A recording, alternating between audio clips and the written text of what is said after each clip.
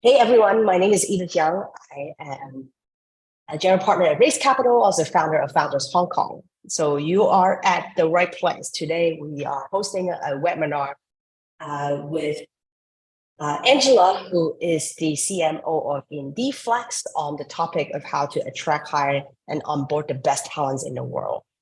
Before I officially start, I just wanted to give you guys a reminder of what Founders Hong Kong is all about.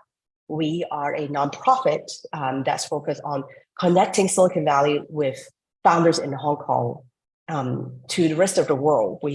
Every month we have topics that really focus on from fundraising to hiring, from go-to-market, from various different experts that we can find from around the world, but particularly Silicon Valley, to really help everyone to learn some of the best practice in running your startup as a founder.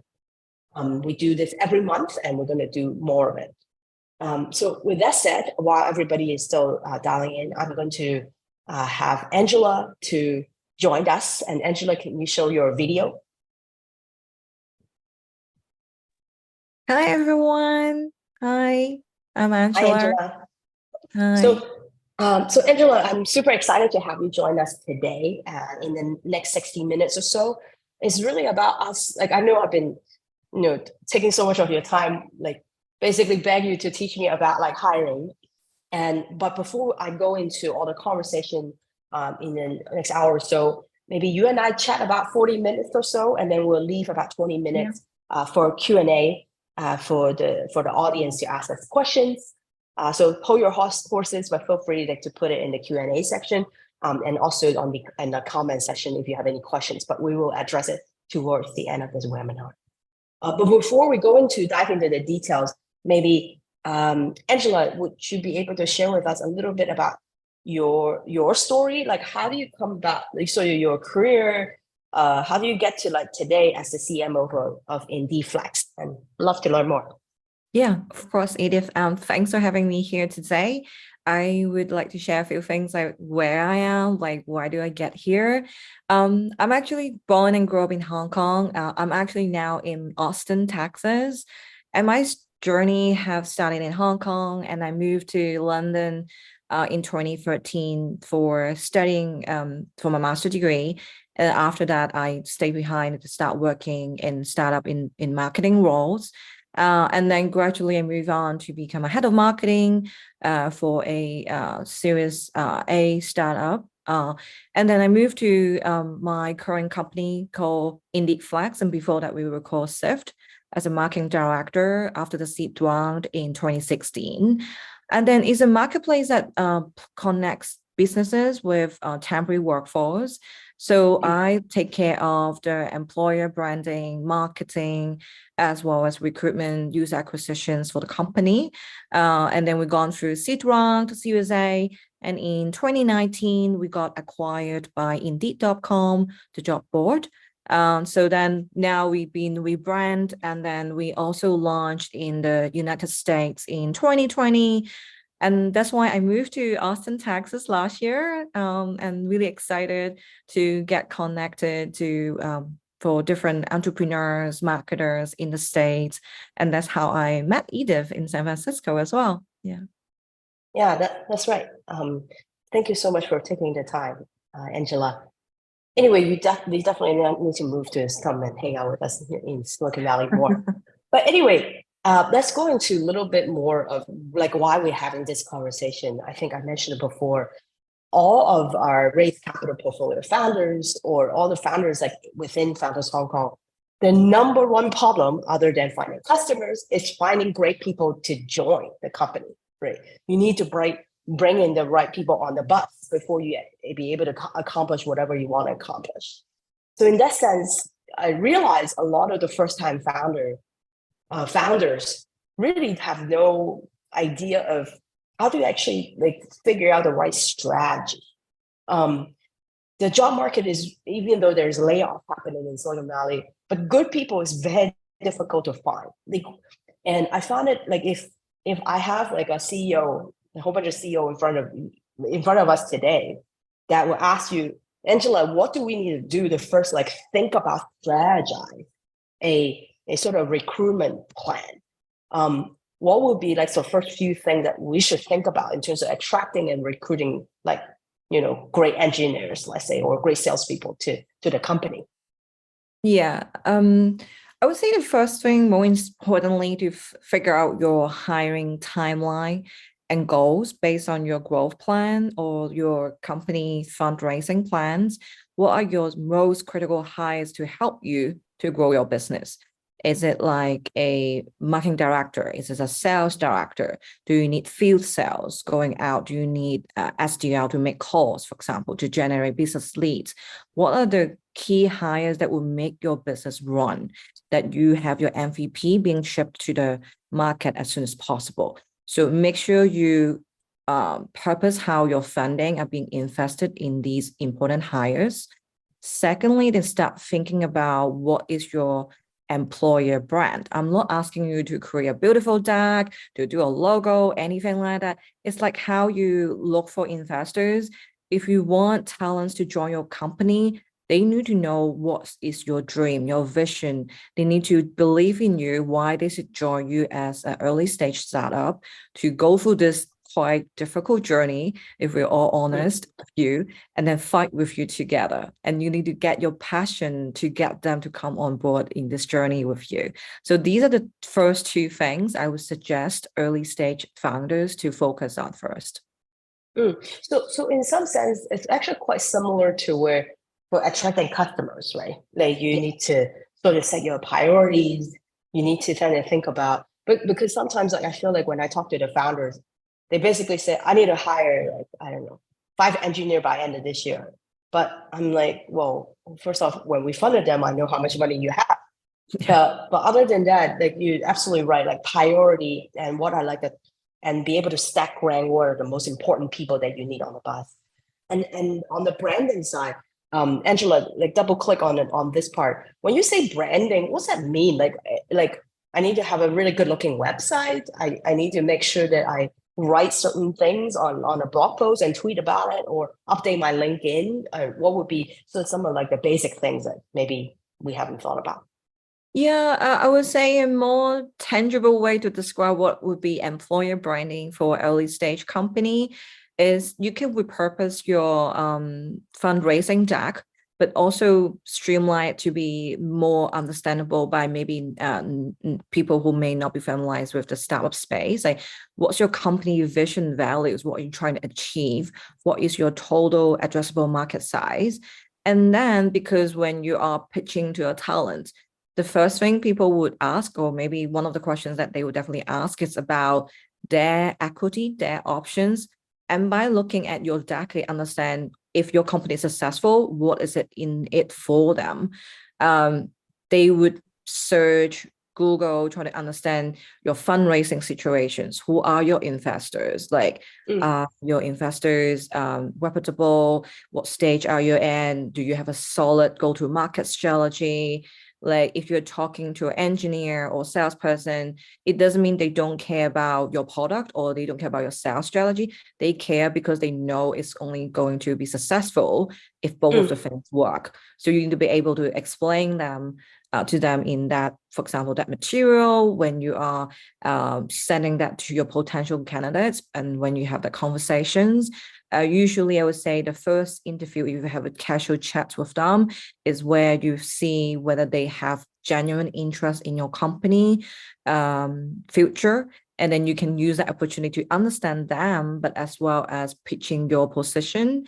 And then like a company page on LinkedIn, on Glassdoor, you probably won't have any reviews, but if you do have early stage employees who can give you reviews, ask them to give you reviews on Glassdoor.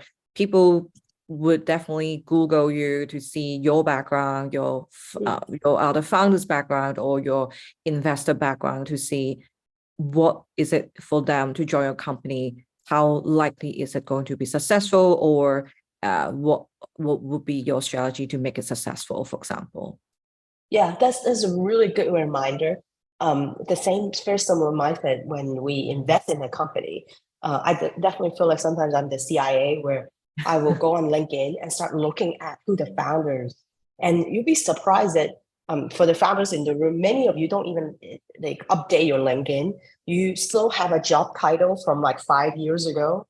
And then I realized like maybe this person is not even working full time. That would Yeah. actually slow you down for even getting investors. So this is definitely super important. Although Angela, like on the LinkedIn company page, I guess you basically treating that. It's not something that I realize many of us update on a regular basis.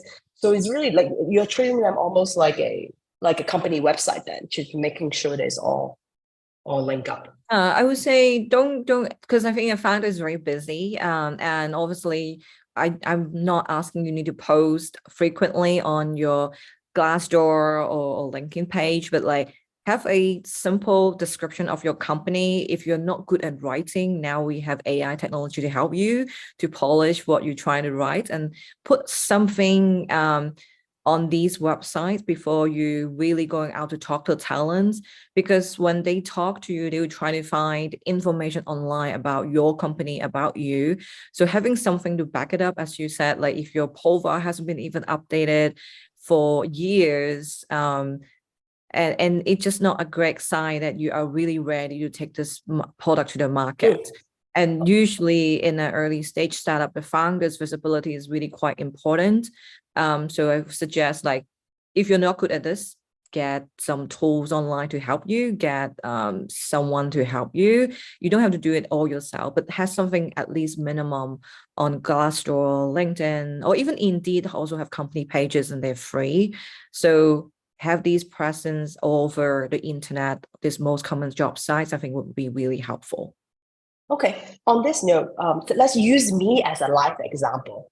So I'm actually working on hiring a associate for my fund. First off, I definitely use ChatGPT to help like clean up a little bit of what I wrote. But Angela, I'm really helpless. And let's say I'm going to recruit you, no pun intended, to help me to recruit this person. So maybe we can start with like this as the whole process, right? So let's say I'm going to reach out to you first off to find a recruiter to come help me to find this person. What are like the key things that I should like prepare myself mentally when I work with a recruiter? How do I even know like if this is the right recruiter? How much a recruiter charge me if it's like a freelance? How do I tell like if this person is even good or not for me to engage with as a founder? Yeah, so see me as maybe one of the recruiters who want to get your business. You would want to ask me, what do I specialize in? Most recruiters should have specialization of the network of candidates that they're familiarized with or the industries they recruit in, because then they would actually be much better in finding relevant candidates for you, understanding kind of profiles, and not just take your job description and then go on LinkedIn and then like let candidate comes to them. It's actually they can ask questions back to you. What are your most essential requirements? What are your deal breakers? Because every hiring person, hiring manager has some deal breakers in their mind, and that may not be visible and written on your job descriptions. A good recruitment agency or a recruiter be able to ask these questions. They are all able to provide industry benchmarking data to actually explain to you how competitive your job offering package would be. Like, is it in the medium range of your city, or is it, you have some really strong competitors in terms of other employers looking for similar talents in your space, and then they may then advise you whether you may need to adjust your requirements or you need to adjust your compensation package. It would then ask you more questions on what are their screening questions. They will propose some screening questions based on your job answers, and then you can correct them. You can suggest what you really want to know. For example, when maybe you want to make sure your associate have engineering background and business background, for example, then you may then instruct your recruiter agent to make sure they cover both sides of the questions. And then they will develop certain type of candidate profile persona when they're trying to start looking for candidates that's suitable for you. But usually the first let's say the first 5 candidates that they identify, that they screen that can be suitable for you, would be a good indicator in terms of whether they will be successful. And in terms of like how much you pay a recruitment agency or agent, usually is you can either have an exclusive relationship with them, and sometimes they do not require exclusive relationship. If you do, then it means you can only work with them. You cannot farm your candidates elsewhere. Be careful sometimes when your candidate is actually not from them, but actually come to you naturally. Just be mindful of how that works in terms of commission structure. So avoid any argument later. And then it's about usually a percentage of the annual salary if the candidate is successful in the role for a number of months. Some agent will also do a free replacement if the successful candidate get on board and they left, let's say, within a month, because a good recruitment agent should be able to get you a solid candidate who genuinely want this job, rather than someone who's still looking around to take your offer, but still looking somewhere else, for example. Yeah. I see. So let's say I work with you and you found me an amazing analyst. So you actually wouldn't charge me until, I don't know, like 3 to 6 months after a person came on board. So then, which means successful? So it depends on the agency, and also maybe the deal size, like the sum of your service, for example. Let's say if you give me one role, then probably it would be different. I would want a bit more security for this one role, for that when this person is on board for 1 month, for example. And also it depends on the turnover rate of that role, because some roles are very, very competitive in the market, and we see a lot of candidates jumping around.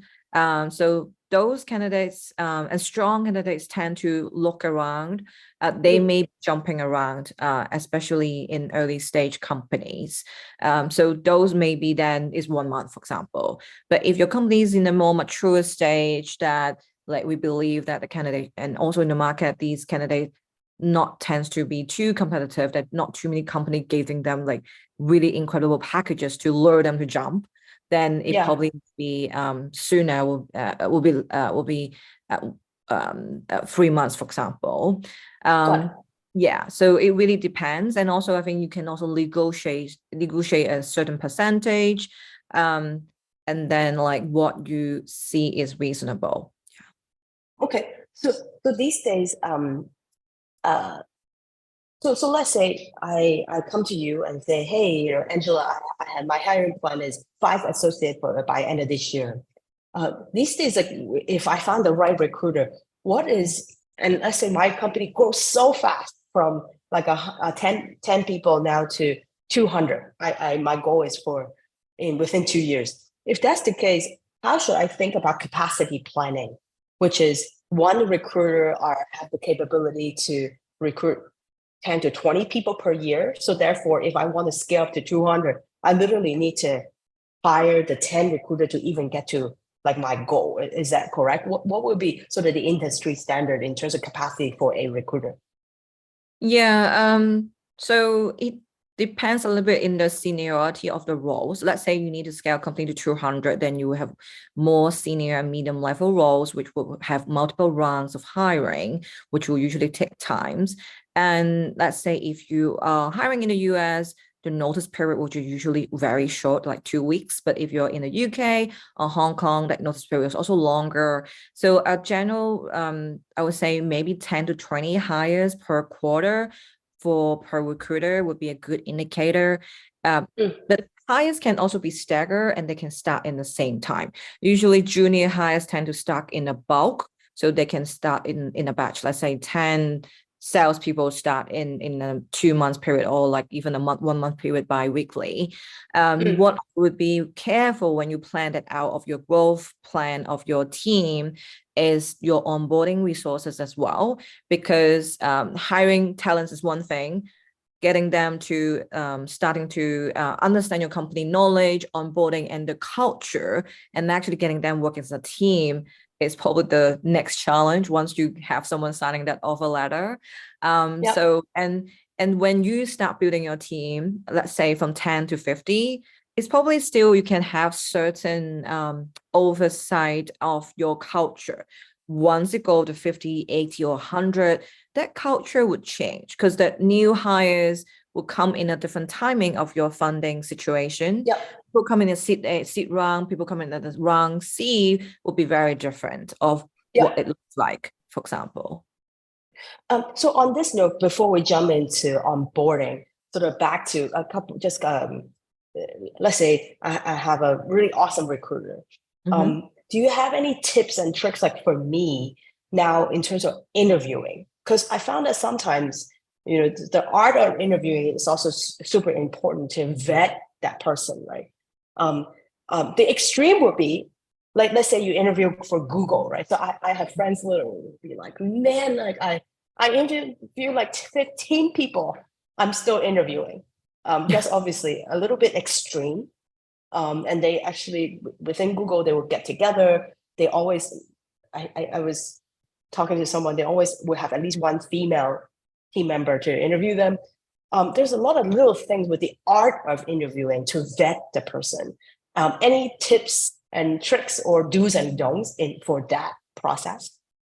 Yeah, I would suggest in general, if you are hiring a role that you personally have less experience in, let's say you are a non-technical founder, but looking for technical roles, make sure you get advisors, you have consultants to help you to structure the interview. Or you can include online technical assessment tools like PackRanker, Codility. There are a lot of options online.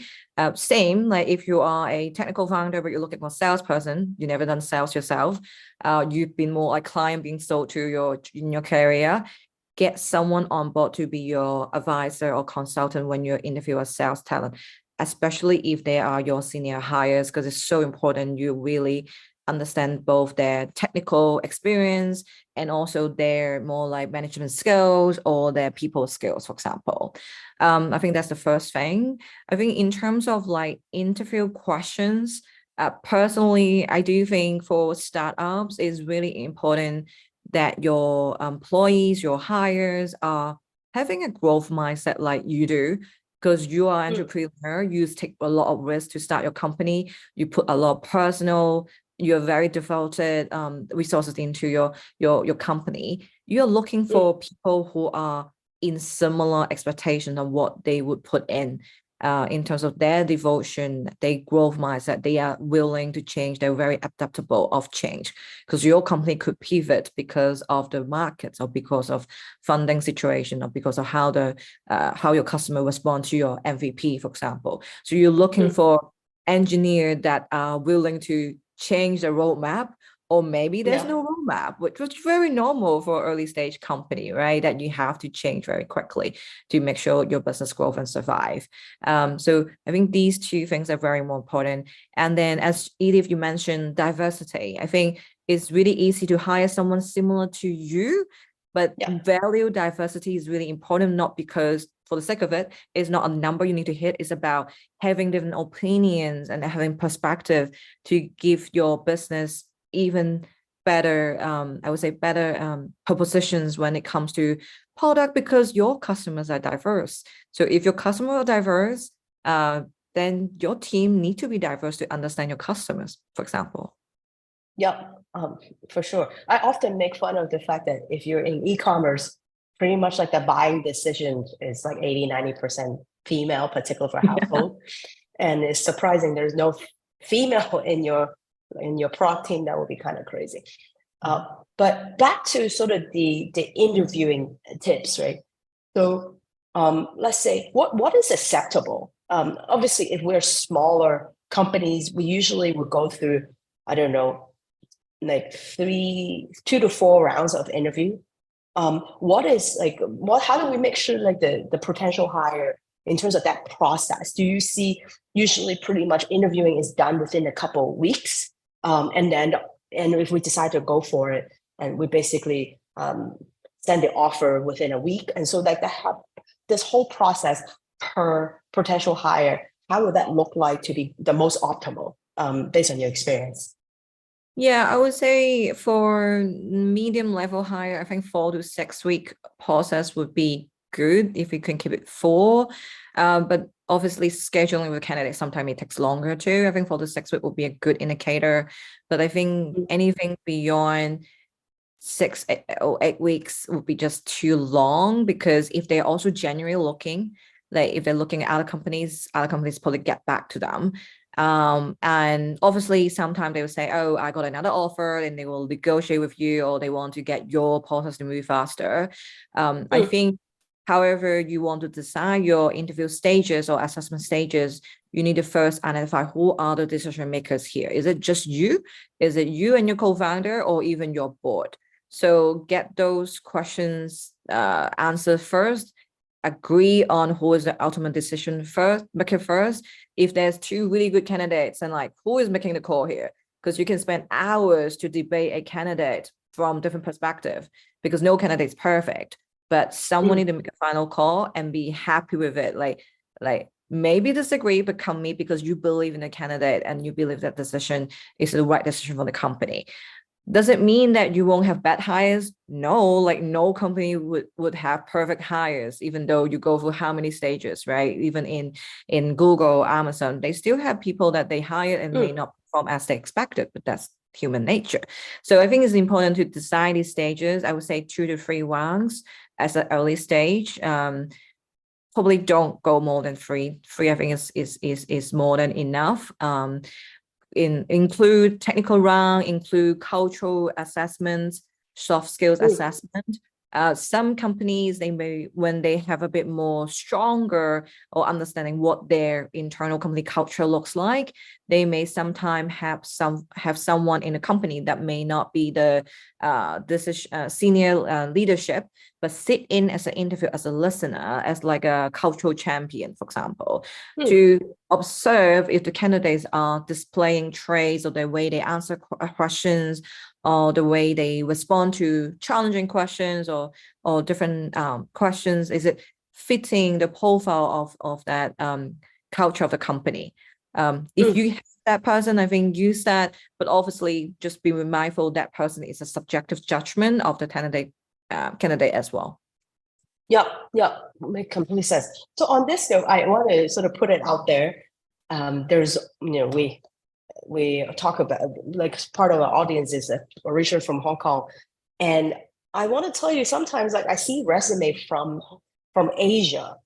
I don't know if it's Hong Kong or not, but certainly I've seen that in China, where the resume itself will be like how old the person is, single.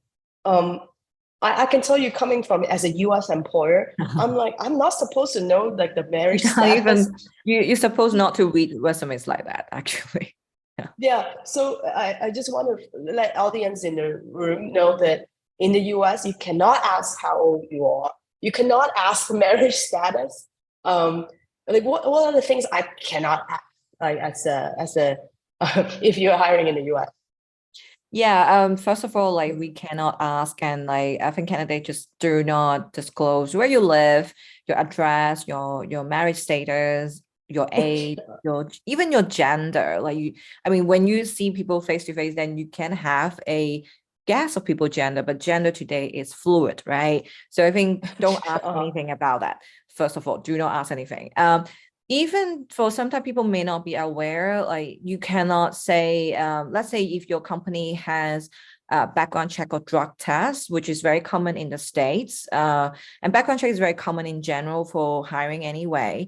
You can't say this is a prerequisite. You can say, are you willing to take a background check? Because most candidates will say yes, but you can't say, you have to, for example. It's more, and that law in the US is also different by states. So every state has a bit different laws about that. But in general, location, and then like gender, and then age is a big no-no. Also, of course, race. Like you don't have to ask people race. No, you just don't ask people race in general. So yeah. So yeah, that's oh God. Okay, but on a different note, this is sort of about things that I should. So most of the time, it seems like the interview process is so much about I am asking the candidate question, but the other way around is also equally true, where I'm also selling, right? because the candidate could be an amazing candidate that the 10 employer chasing after. What would be your recommendation during the interview process that I should also share with the potential candidate so that they are excited about us? My suggestion would be if you have a bit more concrete ideas about your growth or expansion plan, or as far as your exit strategy. Obviously, it may not be very solid at this stage, but I think if you can paint a picture to describe, let's say in year 1, you want to tackle this market, and year 2 or year 3, you want to launch this product to expand to this market, like you want to hire expansion manager to take your product internationally, for example. I think those are very good signs that telling candidates like, what is your plan if your company is successful in year 1? Because you have a dream to build your company big, and they want to be in your dream, becomes in part of that journey to grow that company with you. Because ultimately, let's say your compensation package has a certain amount of equity or options there. They want to understand, and they will go online to find a calculator to understand how much they will get if your company is successful in 3 years, in 5 years, for example. So I think painting those pictures is really important. And at the same time, like, you can also gauge their response. Are they interested in, like, are they genuinely interested in your future, in your company future as well? So if they look a bit disinterested, you can also ask them, like, what kind of like companies are they really looking for?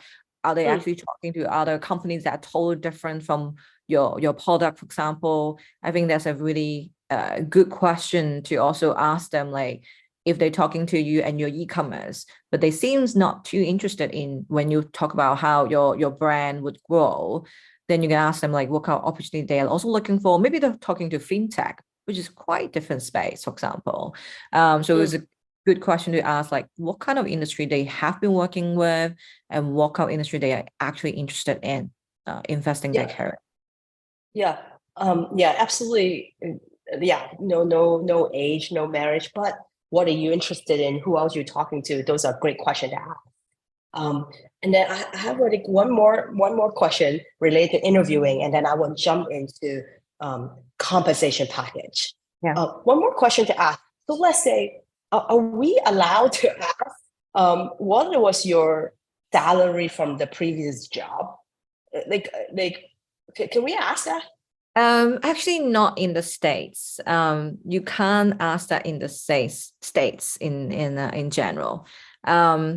You can, there are some states that allow that, but you need to make sure you check the state's employment law, because some states do not allow that. So in just a general rule of thumb, we don't ask that. But then you're like, well, then candidate would just say how much they want, and you don't know how much they paid before. Then you think about, am I paying them too much?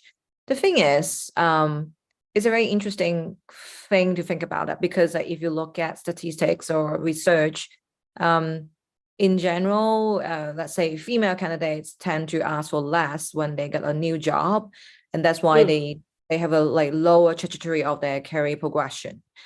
And if you just pay what you think this candidate is worth, that actually doesn't matter how much they were paid on. Obviously, you would have your mechanism of performance management to see if they actually perform what you expect them to do, of what your salary things cover when they're on board. But while you cannot ask that in the United States, I think you can ask that in Hong Kong. So that's a different question.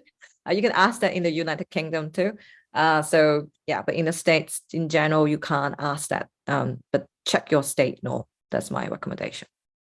Oh man, this America is okay. Thank you for this. This is very helpful. Let's move on to the compensation package. And obviously, it's a little bit different for you're the first hire versus the hundreds. And then there are also various different comp package for engineer versus a salesperson, right? So in addition to a base salary where we figured out like what is the market rate, I want to zoom in on the sales part, because sometimes a lot of my founders get super hang up about, wait a second, like if this comp package is a percentage of the revenue you bring in, this salesperson will end up making more money than I do as a CEO, which, by the way, I just want all the fellow founders, this is a good thing, okay? Salespeople are supposed to make more than you do. But I want to sort of like put this out and clear the air. Angela, what do you think about this, like particular for sales comp, when we design this and make sure that we're attractive as a company? Yeah, I think as you said, it's actually very common. To my knowledge, a lot of the salespeople would make more money if they really hit the targets to than the CEO or any C levels, because they are really bringing the values to your business that you can unlock your next stage of growth. And ultimately, the equity that you own as a founder would be way more than any salesperson that you give out any equity to. So don't hang up on the fact that they may make more salary because they actually get the revenue for you, because their value and their contribution to your company is bringing that revenue you need to grow your company, to build bigger teams, to raise bigger ranks. So they earn it. So in terms of the structure of sales team or account management team, then you need to look a bit of like industry benchmarking. Usually it's a base salary and a revenue-driven, performance-driven commission, and then look at your market or your growth targets. Should it be tiered, for example? Should it be also have an element of profit maintenance? Like if your clients have a service element that they need to maintain that revenue, and then growth in year 1, year 2, year 3, you could decide that way, because while your client side contracts, their contracts may not renew next year, but then you don't like the cost of winning a new client is so high. So you should think about, is any commission should go towards revenue maintenance, for example. And then I think like have a bit of benchmarking in your industry as well. Yeah, which usually your recruiter or online information can tell you, or you'll be able to get this information through networking as well. Yeah. Yeah, I agree. And then other things within the comp package that's common in the US, which is from healthcare, the insurance. And by the way, like what are the work at home policy these days versus being at the office? What are you seeing? Because it's quite different being in Asia versus in US these days. Yeah, in the US, most tech companies are having return to office strategy and policy, but usually we're talking about 2 to 3 weeks a week as mandatory. What we see though is do have a lot of employees not too happy about it, but a lot of companies actually getting stricter on asking employees to return to office on like designated days or number of days, or even day of the week back to the office. But most companies do not go back to 5 days a week unless you are maybe more traditional industry. But I'm more talking about tech companies here. So 2 to 3 days, but not 5 days a week, which is probably quite different from Hong Kong or Asia in general. Yeah, so that's probably more the flexibility in remote working. There's another tendency of having remote teams completely, but I probably won't recommend that for early stage startup when you need a really close core team that work together closely to build product to get it out in the market, for example. So I wouldn't recommend that unless you are a company that have over 100, 200 people, that you have more mature management structure on managing those performance of remote employees. Yeah. Got it. So far our conversation, we talk about branding, we talk about compensation, interviewing tips. Let's move on to the conversation around onboarding. And as you mentioned, it's so important to be able to communicate in expectation, culture. What would you suggestion, like in terms of best practice on onboarding? Because I remember bigger companies that I worked at, like Oracle, Siebel before, Autodesk, they will literally like make me go to like a training class for a day because it's super organized. So obviously smaller companies, they don't have any of this. what will be like some of the key thing at least you would recommend for us to focus on at least when a new hire on board my company? Yeah, I agree. Like smaller companies usually don't have the resources to plan out a training or onboarding week. But my recommendation, even though you don't have the resources to put an onboarding plan in place, meaning what are the essential things this new hire should learn. And my suggestion is make sure they learn cross departments knowledge about your business, rather than, let's say, if they're a salesperson, they shouldn't be just onboarding about the current go-to-market strategy or the sales pitch, things like that. They should actually learn about your product, your roadmap. They should talk to an ops person. They should do half a day or 3 hours job shadowing. The easiest way for you, if let's say if you're a 20 people team, 50 people team, is probably job shadowing is the easiest way for existing employees to spend some time with your new hires to get them up to speed. Especially you want them to have that cross-department knowledge, because again, as a small company, it's very important for them to understand what's going on when they try to sell that product or when they're building the product. What is the most common challenges that the users are facing today? So if you're just giving them some report that ask them to read the support ticket or any survey your users provide, I think it's just too secondary. The small team is actually very valuable to get them to hear those feedback by the users or by the other teams in person. So job shadowing is definitely highly recommended. Sounds really, the other thing that I would suggest is it sounds small, but make sure they got all the equipment and like access to system either before start or the first day. Because it sounds really small, but if you don't have it, it's actually quite disappointing for a new hire if they don't feel they are important. Because you remember, you invest so much time and energy to get this new hire to come on board. The first day should be excitement. The first week should be excitement. They should continue that excitement and turn that into the energy, how they can make your company be better, for example. And last thing I think is ask for feedback. After a week, after a month of onboarding, ask them to provide feedback to you or to their manager. How did it go? Maybe they they still don't know a lot of things. Like through this, you can actually refresh your program and get it better. And then last thing I would add is if your company have a service element that have in-person opportunity to provide service or product, make your hires actually do that. Like for example, in our business, we can work as a temporary worker.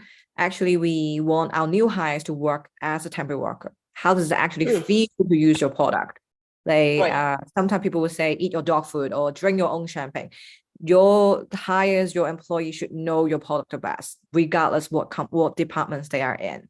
So I think getting them to experience that is the most important thing in part of your onboarding. Yeah, that's an excellent idea. I was watching a show that related to Airbnb. The CEO still stay at various different Airbnb around the world, and the other way around. The CEO Brian Chesky actually hosts real guests and put his house on Airbnb as a host for public to stay with him sometimes. So it's kind of crazy if you think about it. Great idea to be able to experience the culture and the product itself. I'm going to bring up, we have an audience that raised their hand, and I'm going to bring up Yas and see if he is happy to come on as a participant, show video and ask you. Okay, he declined. He declined to show video, but raise your hand. No, maybe no question. Maybe it's accident. All right, never mind. I'm going to move on to our audience today is really shy.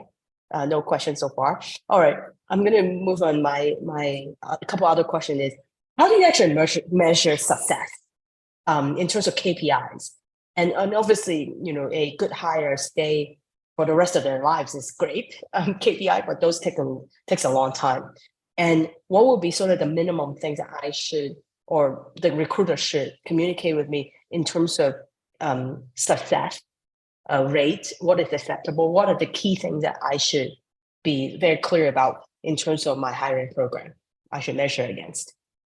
Yeah, I would say first thing would be set hiring targets and goals at like a milestones, because time is the essence when you need to hire a number of roles. So make sure you agree with them beforehand, like you need 5 hires by this, because by agreeing on those milestones, they need to think about their candidate funnel, like how many candidates you have in the pipeline, and it's their responsibility to report those to you. Obviously, like when you are either screening a hiring manager, a recruiter, or hiring a recruitment agency, you got to understand how they are going to share this information with you. Because if they don't even have candidates in the first screening stage, how are they going to give you any hires in 6 weeks? The chance of that will be 0, basically, because candidate needs time to go through each stage, right? The other thing I would suggest is if you are investing money in like job site advertising, LinkedIn advertising, recruitment agency, as well as referral, make sure you track cost per hire. Cost per hire by channel is really important for you to refine your strategy. Even though you may not have a lot of hires, but understanding what is your most effective channel will be really important. So you double down, for example. The speed to hire is important. Usually we calculate it by days. The speed to hire to fill positions. Again, a recruiter should be able to give you that report by levels, by departments, if they're hiring multiple departments for you. And then what you may see, and if you have not only you doing hiring, but your team, you will see which team may be actually very quick to fill their seats.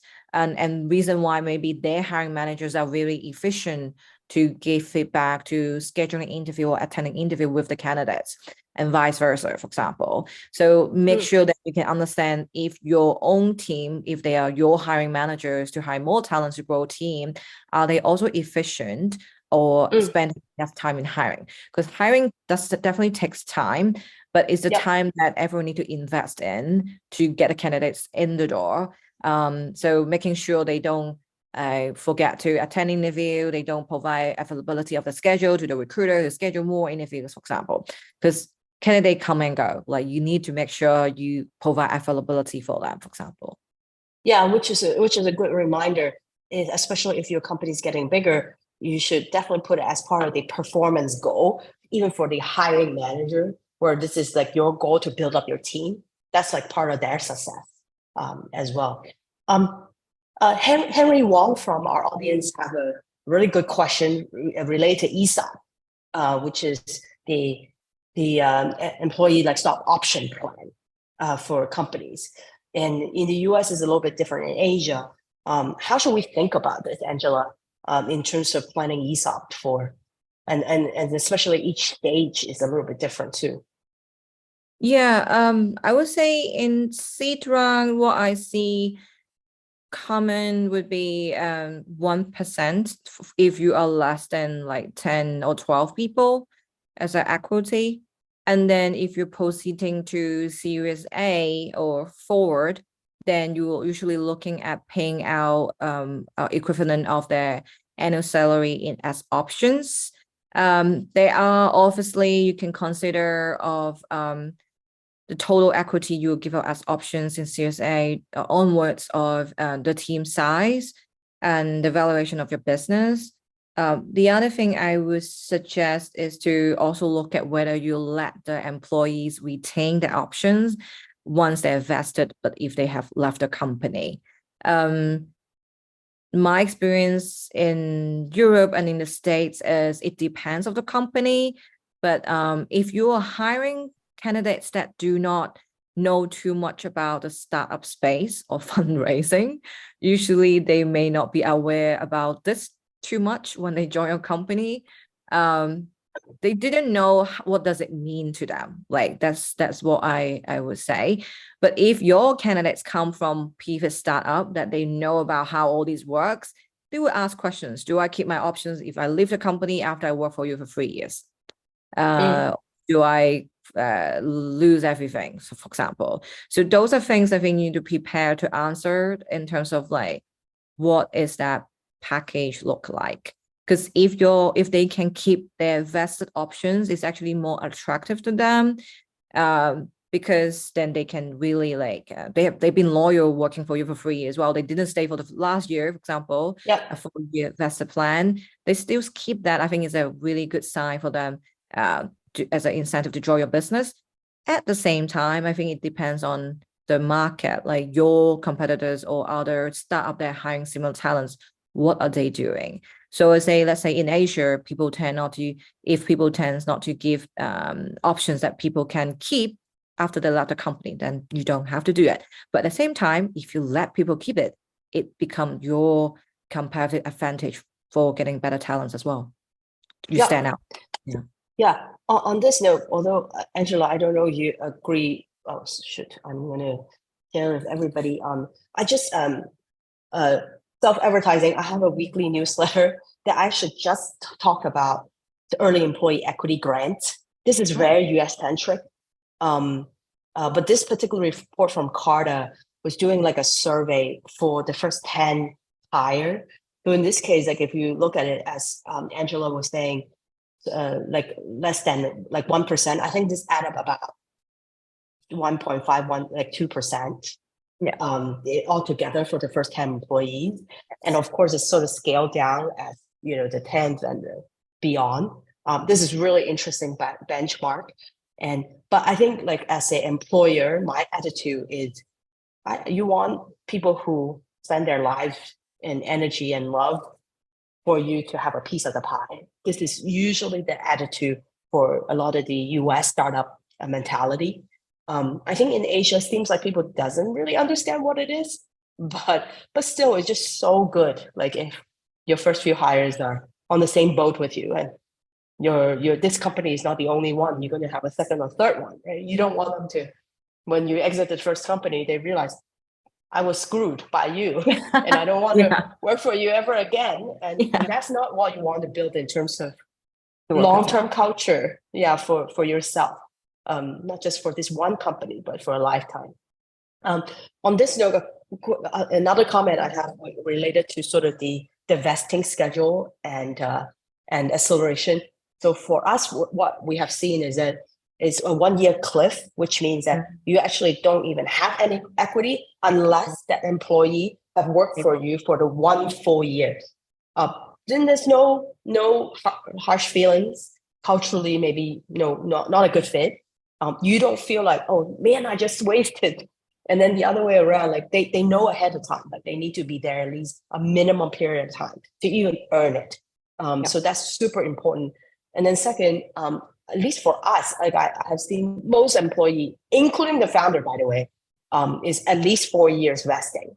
So 1 year acceleration cliff, and then either by quarterly or by monthly in terms of vesting those equity over time. So that's sort of what we're seeing to make sure that everybody is motivated.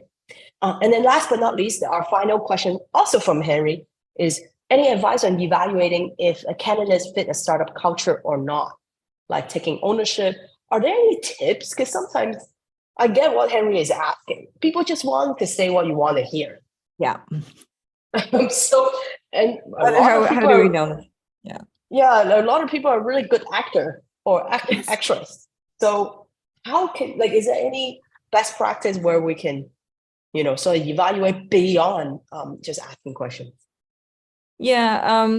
I think like if we just thanks Henry for this question, like into the ownership, I think when you ask ownership, you actually ask accountability.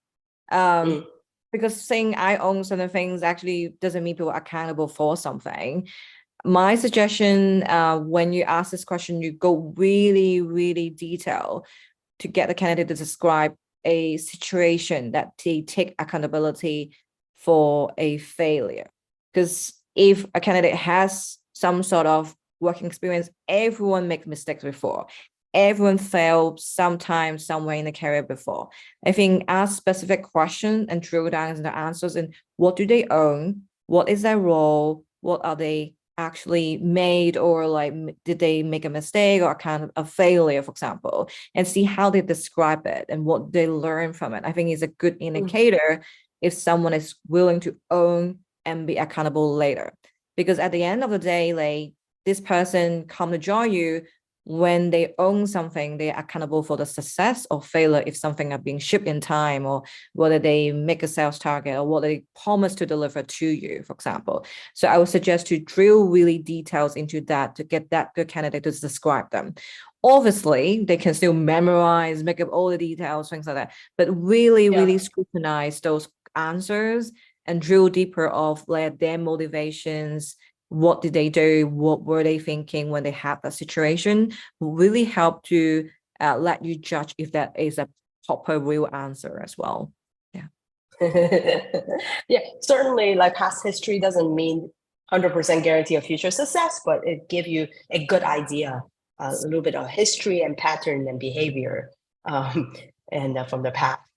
So with that, I think this is basically towards the end of our conversation. Again, Angela, thank you so much for spending time with us today.